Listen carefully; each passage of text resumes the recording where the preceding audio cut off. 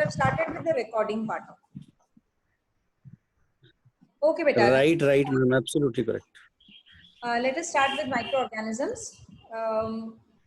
As the name suggests, these are organisms which cannot be seen with naked eyes, and they can be seen only with the help of microscope. I was getting back to you, telling you something that we are very familiar with the first smell we get once it starts raining after a few days.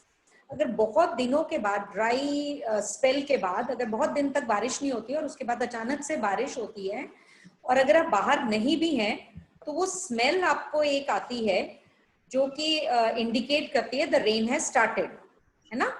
तो वो जो एक smell आती है आपको, मिट्टी की smell जो आती है, that is produced by a special group of soil bacteria. आप लोग सरप्राइज्ड होंगे कि एक बैक्टीरियाज, एक टाइप ऑफ बैक्टीरियाज हैं जो सॉइल में प्रेजेंट हैं, जो एक माइक्रो ऑर्गेनिजम्स हैं which cannot be seen with our own eyes. That is what which is giving us that beautiful smell. तो माइक्रो ऑर्गेनिजम्स बहुत ही टाइनी ऑर्गेनिजम्स है, इतने टाइनी है that we cannot see them with our own eyes and they can be seen only with the help of a microscope.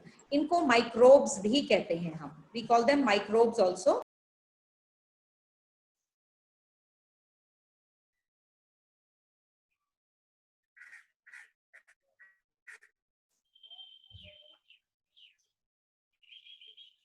Dear students, if my voice is audible, you are requested to kindly raise your hand. If my voice is audible, yes, great.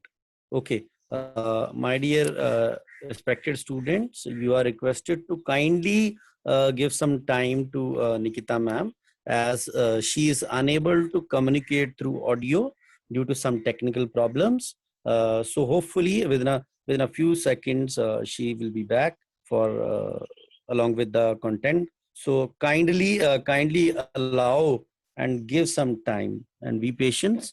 For the time being, ma'am will be back. You are requested to kindly read your chapter, as I'm looking that each and every student having. Let's get back. So microorganisms are tiny organisms that cannot be seen with naked eyes, और उनको हमें देखने के लिए microscope की help की जरूरत होती है. Now coming to different kinds of microorganisms. तो microorganisms को basically हमने 4 groups में divide किया है. Those are bacteria, fungi, protozoa and algae. All right. So first get to them one by one. Bacteria जो है they are found in air, they are found in soil, they are found in water, deepest seas, hot springs, सभी जगह हमें मिलते हैं. कुछ bacteria तो ऐसे हैं जो इंटेस्टाइन ऑफ एनिमल्स के इंटेस्टाइन्स में भी रहते हैं. कुछ एनिमल्स ह्यूमन बीइंग्स के माउथ में भी होते हैं, कुछ एनिमल्स के माउथ में भी होते हैं. तो ये जो बैक्टीरिया होते हैं, they need food, they need moisture, they need warmth to grow. Alright. और different types of bacteria होते हैं. You can see the figure of page number 18. Refer to page number 18 of your book and see the picture. You can see bacteria, spiral bacteria and rod shaped bacteria. In bacteria को इनके name दिए गए हैं by the shape they possess. ठीक है, bacteria different shapes के होते हैं और उनकी शेप के ऊपर ही उनको नेम दिए गए हैं. Spiral or spiral shaped and rod or rod shaped bacteria. बहुत सारे और भी तरह के बैक्टीरिया होते हैं. आपने सुना हुआ है बैक्टीरिया कैन बी एनारोबिक और एरोबिक. बैक्टीरिया, एरोबिक बैक्टीरिया वो होते हैं जो कि they need oxygen for respiration. Anaerobic bacteria they can respire even in absence of oxygen.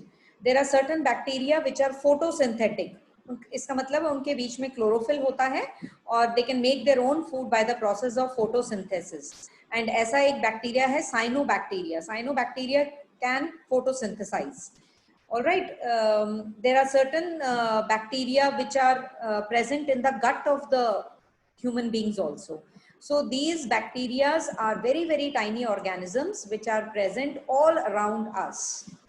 Second class of organisms are algae. जो algae होते हैं ये बहुत कॉमन माइक्रो ऑर्गेनिजम्स हैं और कुछ कॉमन माइक्रो ऑर्गेनिजम्स जो होते हैं इस सीजन में, रेनी सीजन में बहुत आपको इजीली अवेलेबल होते हैं, जैसे कि ये एल्गे हैं।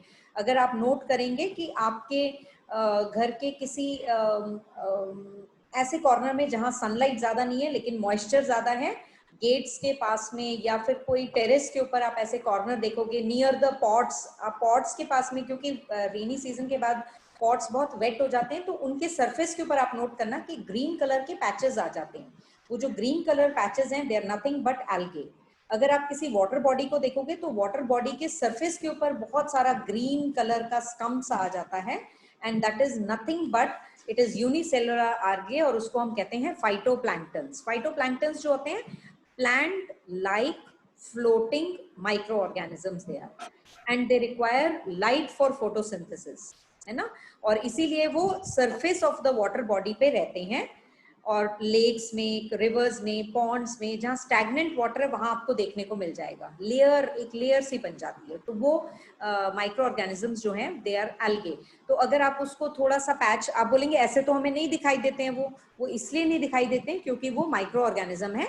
अगर आप उनका थोड़ा सा पैच निकाल के माइक्रोस्कोप के नीचे ऑब्जर्व करेंगे तो वो हमें इस तरह के शेप के दिखाई देंगे, चाहे वो क्लोमाइडोमोनास है, चाहे वो स्पायरोगायरा है। Now the third class of microorganisms are protozoa. Protozoa are again very popular,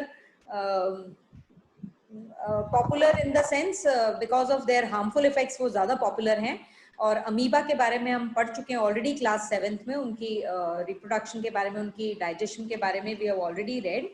and microorganisms के बारे में, अमीबा के बारे में स्पेशली हम लोग इस 8th क्लास में और भी करेंगे। Paramecium is another protozoa. It is also found in every kind of possible environment, you can say. It is even found in the feces of human beings, of other animals. So they are causing many diseases also at times. Now the fourth class of microorganisms are fungi, a very popular one. Fungi आप बहुत commonly देख सकते हो, bread mold, name suggest कर रहा है। हम लोगों ने क्लास 7th में भी ये observe किया है, bread mold। आजकल के सीजन में ब्रेड के ऊपर, चपाती के ऊपर, पिकल्स के ऊपर, दाल सब्जियों के ऊपर अगर उसको हम बाहर स्टोर प्रॉपर्ली नहीं करते हैं तो एक लेयर सी वाइट और ब्राउन पैचेस, कई बार हम लोगों को हमारे कोई क्लोथ्स वेट हो जाते हैं और उनको हमने अगर प्रॉपर्ली सन में नहीं उनको ड्राई किया तो अगर किसी वार्म किसी अलमीरा में वो रह गए तो उनके ऊपर भी वो पैचेस आ जाते हैं। पाउडरी सा पैच होता है, अगर आप उसको टच करके देखोगे तो वो पाउडरी सा होता है, ब्राउन ब्लैक पैचेस होते हैं। अगर आप उनको ऑब्जर्व करेंगे under the microscope so it will be seen as bread mould. Alright, penicillium हम लोगों को पता है, already we have read, it is the first antibiotic and it is a very very common fungi. Mushroom सबने देखा हुआ है, mushroom सबने देखा है, खाया है। Mushroom is also a fungi, but only difference is कि मशरूम जो है वो यूनिसेल्युलर नहीं है, मल्टी सेल्युलर है, और क्योंकि वो मल्टी सेल्युलर है तो हम लोगों को दिखाई देता है। But mushrooms can be very poisonous also, so not all mushrooms are edible. We'll be reading about it in later chapters. Okay, तो ये हमने 4 तरह के पढ़ लिए, bacteria, fungi, protozoa and algae. But I have put another class of micro organisms जिनको हम कहते हैं वायरसेस। और ये जो वायरसेस हैं मैंने रेड कलर के साथ उनको हाईलाइट किया है और इनको 4 क्लास ऑफ ऑर्गेनिज्म से अलग रखा है।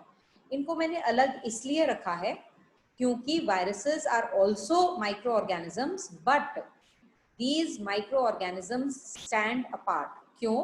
क्योंकि ये नॉन लिविंग है।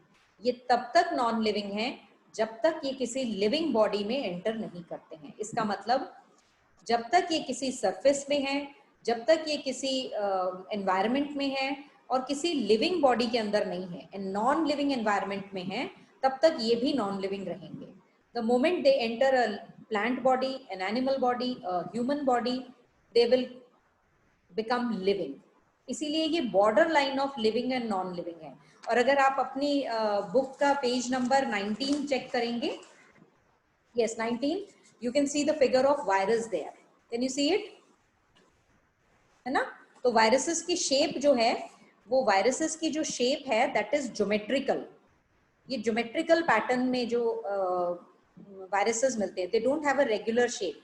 तो ये वायरसेस, और वायरसेस तो आजकल वेरी पॉपुलर, कोरोना वायरस के कारण हम लोग ऐसे पढ़ रहे हैं। Had it been that not that way तो हम लोग लाइव क्लासेस में होते। तो आप नोट करेंगे कि वायरसेस जो हैं, bacteria, fungi, protozoa, algae, all of them can be good और बैड, दोनों हैं उनमें, both the types are there. They can be useful, they can be harmful also. लेकिन viruses alone are class of microorganisms which are only harmful. They only cause harm to us. All right, and viruses are a special class of microorganism. इसलिए हम इन चारों के साथ इसलिए नहीं रखते हैं because they are even more tinier, very tinier when compared to bacteria, fungi, protozoa and algae.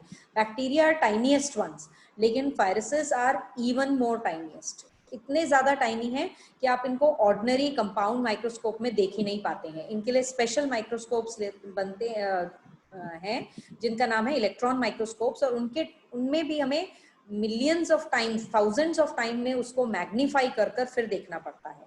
और इसीलिए वायरसेस का ट्रीटमेंट, वायरसेस का बिहेवियर, वायरसेस की जो बायोकेमिस्ट्री उसको समझना बहुत डिफिकल्ट है, और इसीलिए इनकी ट्रीटमेंट में बहुत ज़्यादा टाइम लगता है, जो हमें अब पता लग रहा है कोरोना वायरस। तो ये जो है इसको स्टडी करना, इसके अगेंस्ट वैक्सीन्स बनाना वेरी वेरी वेरी डिफिकल्ट, क्योंकि ये हमारी बॉडी का मेटाबॉलिक सिस्टम यूज करता है। Okay, now coming to the place where you will find these microorganisms, habitat of these microorganisms. Microorganisms जो हैं, they can be found in all types of environment. आप imagine कर सकते हैं, आप नहीं imagine कर सकते, ऐसे सभी environments में ये हमें देखने को मिलते हैं। You can find them in polar conditions, sub-zero conditions, minus conditions में आपको देखने को मिल जाते हैं, जहां पर कि वेरी वेरी टेम्परेचर्स -50, -100 टेम्परेचर्स में भी आपको माइक्रो ऑर्गेनिज्म मिल जाएंगे। वेरी हॉट स्प्रिंग्स में भी, स्प्रिंग्स आर वाटर बॉडीज जहां पर टेम्परेचर इज वेरी हाई, उनमें भी मिलेंगे। हॉट डेजर्ट्स में मिल जाएंगे। सेलाइन वाटर, बहुत सॉल्टी वाटर जो ओशन वाटर है, उसमें भी आपको माइक्रो ऑर्गेनिज्म मिलेंगे। जो फ्लैश डिके हो रहा है उसमें भी मिलेंगे, और इसीलिए ये बहुत इंपॉर्टेंट रोल प्ले करते हैं माइक्रो ऑर्गेनिज्म इन डीकम्पोजिंग। तो डीकम्पोजर्स के रोल में they play very important role in decaying the things and converting them into keeping our earth clean. They can be even found in living bodies of plants and animals. They can be even found in marshy lands. मतलब variety of habitats. In last class, someone asked me that it is even seen to be found in hot lava. लावा का temperature जो होता है, volcano का जो लावा होता है, उसका टेम्परेचर बहुत हाई होता है। तो वो उन कंडीशंस में भी हमें माइक्रो ऑर्गेनिजम्स देखने को मिल जाते हैं। इसका रीजन ये है कि ये जो माइक्रो ऑर्गेनिजम्स होते हैं, how do they survive such variety of an temperature? इनको what they need for, since they are very tiny, they multiply very fast, और मल्टीप्लाई करने के लिए उनको दो कंडीशंस की बहुत ज़्यादा ज़रूरत होती है। एक होता है राइट टेम्परेचर, एक होता है राइट मॉइस्चर। और ये जो सीजन है, not very high temperature but humidity is high. तो high humidity and high temperature, ये दोनों कंडीशंस जो हैं, they are the most favourable conditions for these micro organisms to grow. और इसीलिए जो रेनी सीजन होता है, इसी सीजन में सबसे ज़्यादा यू कैन सी प्रॉब्लम्स, सबसे ज़्यादा हमारा फूड जल्दी खराब हो जाता है, हमारा फूड फर्मेंट हो जाता है जल्दी, बहुत सारे फंजाई अटैक करता है, बहुत सारे माइक्रो ऑर्गेनिजम्स इस टाइम पे, और बड़े ऑर्गेनिजम्स भी हमें देखने को मिल जाते हैं, because this is the right temperature and moisture content present for the organisms to grow and thrive. इनके बॉडी जो होती है, उसमें माइक्रो ऑर्गेनिजम्स जो होते हैं, उनकी बॉडी के बाहर एक एक्सटर्नल कोट होता है, जिसके कारण वो ऑल जो बहुत ज़्यादा हार्श कंडीशंस होते हैं उनको सरवाइव कर जाते हैं।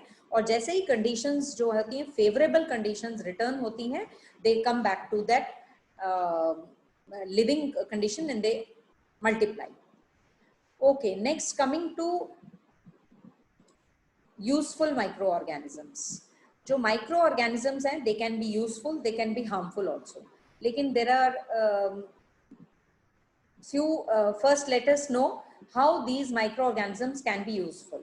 Not all microorganisms are useful. Not all microorganisms can do all the things which one microorganism can do. So first one, making curd and cheese. Curd and cheese are two common things which we consume every day. Now these are made with the help of microorganism. कौन सा microorganism? Let's come to first curd. हम लोगों ने curd की preparation already पढ़ी हुई है, और अगर आपने घर में रहते हुए देखा भी होगा कि आपने वार्म मिल्क लेना है, नॉट हॉट, वार्म मिल्क लेना है, और उसके अंदर थोड़ा सा maybe less than half a spoon of curd you have to add to it, mix it and leave it undisturbed for some time. जब आप ऐसे छोड़ देंगे, then you will see that after 2 to 3 hours or 4 hours, the whole of the milk changes into curd. Now, what is responsible for that? The microorganism responsible for it is a bacteria, जिसका नाम है lactobacillus bacteria. Lacto word comes from milk, क्योंकि milk में lactose sugar होती है. All right, milk में lactose sugar है, और जब हम कर्ड थोड़ा सा उसमें ऐड कर देते हैं, कर्ड में लैक्टोबैसिलस बैक्टीरिया है. The name of the bacteria which is present in curd is lactobacillus bacteria.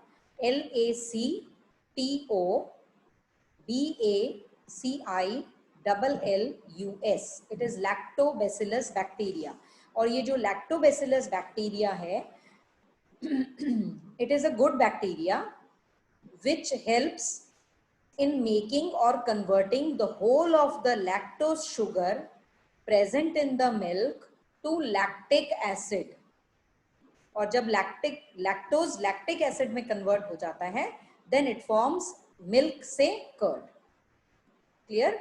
और यही एक good bacteria है. This is one of the good bacterias, lactobacillus bacteria, which helps in formation of curd.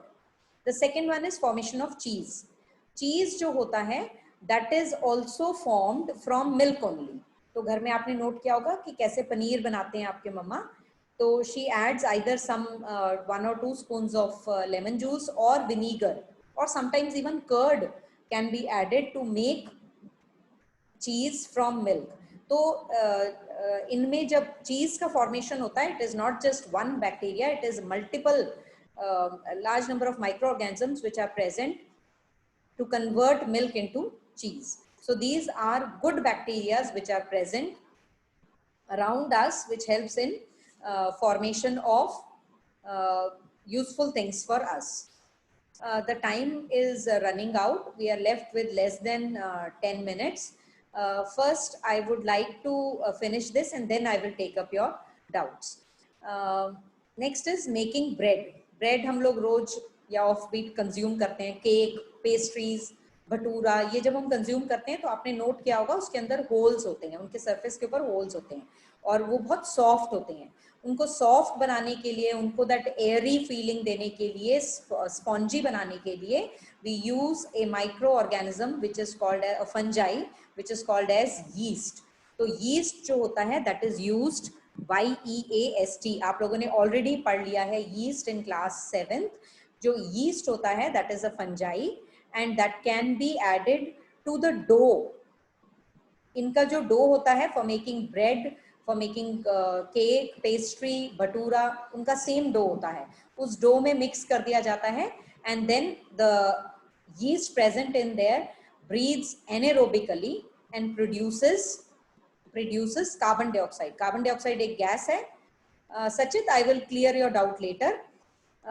एक गैस है carbon dioxide, so it rises up. When it rises up, तो वो dough के अंदर डो को भी साथ में कैरी करता है. तो वो कैरी करने के कारण जब हम उसको बेक करते हैं तो वो होल्स जो हैं उसमें दिखाई देते हैं, जिसके कारण वो फ्लफी हो जाता है, सॉफ्ट हो जाता है, and that holes can be seen. So yeast is responsible for making bread.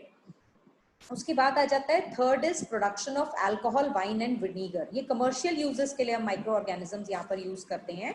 यहाँ पर भी यीस्ट यूज होता है for production of alcohol, wine and vinegar by the process of fermentation. Now fermentation is a process in which sugar is converted into alcohol with the help of yeast. yeast की help से what is the process? The process is fermentation, जो हम कल discuss करेंगे. Conversion of sugar into alcohol, and this process is called as fermentation, and it was discovered for the first time by Louis Pasteur. All right, fermentation का process हमने Pasteur with the word pasteurization हमने किया हुआ है, लेकिन pasteurization के साथ साथ fermentation का process भी मिस्टर लुई पास्टर ने ही डिस्कवर किया था. Then coming to manufacture of antibiotics and vaccines, हम लोग इन डिटेल भी करेंगे इनको, लेकिन एंटीबायोटिक्स और वैक्सीन्स, एंटीबायोटिक्स हम लोग कॉमनली कंज्यूम करते हैं whenever we fall sick, we are having loose motions, we are having cold, cough, fever, तो इन कंडीशंस में हम एंटीबायोटिक्स यूज करते हैं. तो एंटीबायोटिक्स अलग अलग तरह के होते हैं, but they are formed from microorganisms. और जो फर्स्ट एंटीबायोटिक है that is discovered by Mr. Alexander Fleming, and it was penicillin.